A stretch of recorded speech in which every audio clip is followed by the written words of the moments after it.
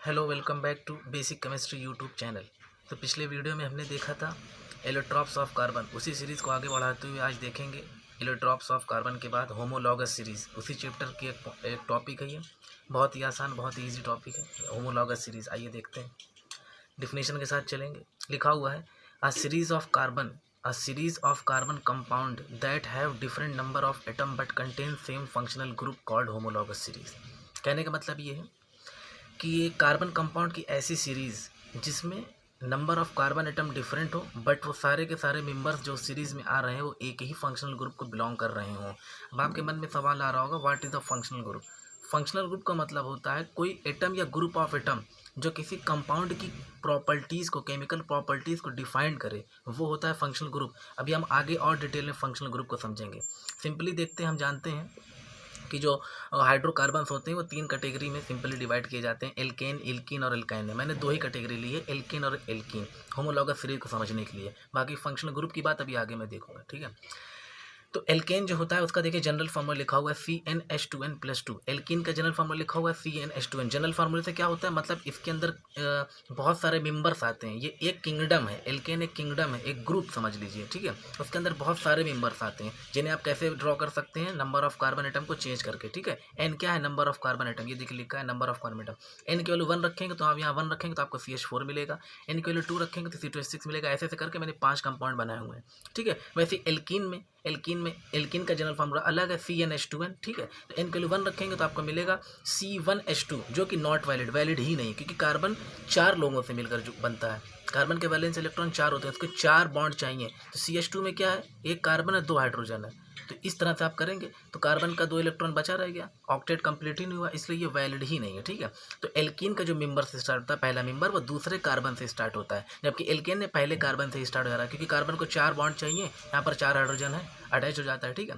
तो एल्कीन के देखिए मैंने बना लिए 5 तक, C5H10, जिसमें पहला वैलिड नहीं है, ठीक है। अब मैंने बना लिया। अब हमको समझना होमोलॉगस सीरीज क्या होता है, तो देखिए ध्यान से। एल्केन पे पहले देखते हैं।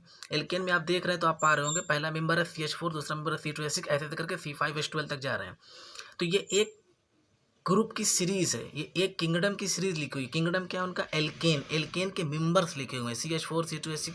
तो होमोलॉगस सीरीज इन्हें क्यों कहेंगे, होमोलॉगस सीरीज इन्हें तब कहेंगे जब इनका फंक्शनल ग्रुप सेम हो। अब यहाँ तो एल्केन में कोई फंक्शनल ग्रुप नहीं है, लेकिन हम ऐसे समझ सकते हैं कि इनका जो किंगडम है, जहाँ से बिलोंग कर रहे हैं वो क्या है, एल्केन। ये जहाँ से बिलोंग कर रहे हैं वो क्या है, एल्केन। ये जहाँ से बिलोंग कर रहे हैं वो क्या है, एल्केन। तो हम समझ सकते हैं इन सब का फंक्शनल ग्रुप क्या है, एल्केन, ठीक है, समझने के लिए।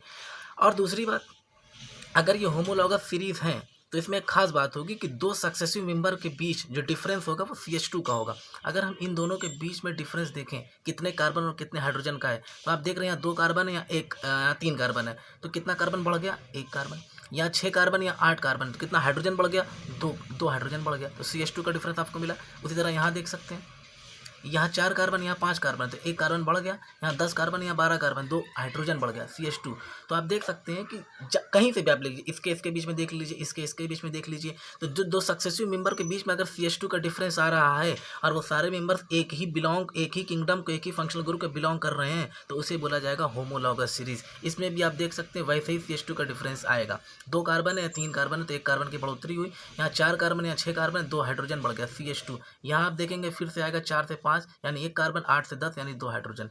तो ये होती है होमोलॉगस सीरीज, या series of carbon compound that have different number of atom but contain the same functional group. Different number of atom है सारे कंपाउंड्स में, लेकिन उनका फंक्शनल ग्रुप क्या है, वो बिलोंग कहाँ से कर रहे हैं, एक ही जगह से बिलोंग कर रहे हैं, ठीक है। फंक्शनल ग्रुप वाली बात को समझने के लिए समझ सकते हैं, जैसे आपको पता होगा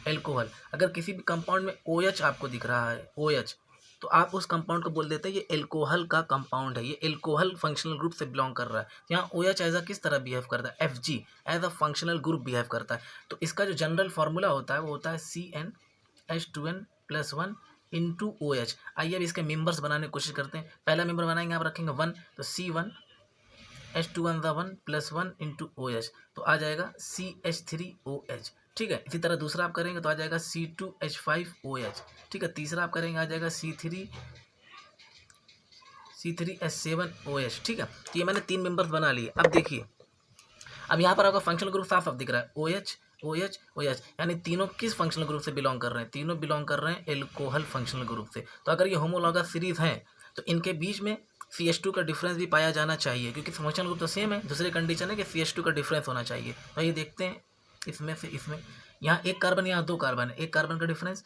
यहाँ 3 हाइड्रोजन है और यहाँ 5 हाइड्रोजन है, 2 हाइड्रोजन का डिफरेंस। ठीक है, आया कि नहीं आया डिफरेंस CH2 का। तो ये भी जो सीरीज बनती चली जाएगी C4H9 ऐसे ऐसे करके, वो भी होमोलॉगस सीरीज कहलाएगी, क्योंकि इनका जो फंक्शनल ग्रुप है OH वो सेम है, और दूसरी बात में CH2 का डिफरेंस आ रहा है। तो आइए इस डिफिनेशन के अलावा एक डिफिनेशन हम और लिख सकते हैं होमोलॉगस सीरीज की, वो ये है the series of carbon compound having the CH2 difference between the successive carbon between the successive compound called homologous series. चाहे आप ये लिखिए, ये बड़ी वाली डिफिनेशन, चाहे आप ये लिख सकते हैं कि कार्बन कंपाउंड की ऐसी सीरीज जिसमें number of carbon atom different हो बट उसमें CH2 का डिफरेंस पाया जा रहा है, वो भी एक होमोलॉगस सीरीज की डिफिनेशन आप देख ही रहे हैं। अगर होमोलॉगस सीरीज है तो CH2 का डिफरेंस पाया जाएगा, ये एकदम डेफिनेट बात है।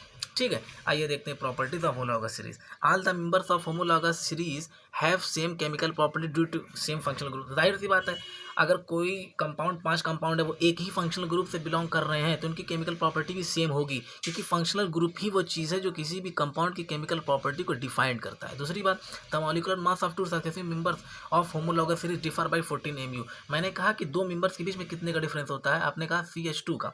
तो अगर इनका मॉलिक्यूलर मास निकालना चाहें तो C का आप जानते हैं होता है 12 mu, सब याद करना पड़ता है। हाइड्रोजन का होता है 1 mu, बट कितने हाइड्रोजन है, 2 हाइड्रोजन है, तो इंटू 2, तो टोटल करेंगे कितना आ जाएगा 14 mu। तो 2 सक्सेसिव मेंबर्स होमोलॉगस सीरीज में कितने मास का डिफरेंस होता है, मॉलिक्यूलर मास का 14 mu। ये पॉइंट ये बताना चाह रहा है। दूसरी बात, members of homologous series have common general method of preparation. जाहिर सी बात है, एक फंक्शनल ग्रुप से बिलोंग कर रहे हैं तो प्रॉपर्टी भी एक जैसी होगी, मेथड ऑफ प्रिपरेशन भी एक जैसा ही होगा। उम्मीद करता हूँ आपको होमोलॉगस सीरीज से रिलेटेड सभी पॉइंट क्लियर हो गए होंगे और आपके नोट्स भी तैयार हो गई होगी।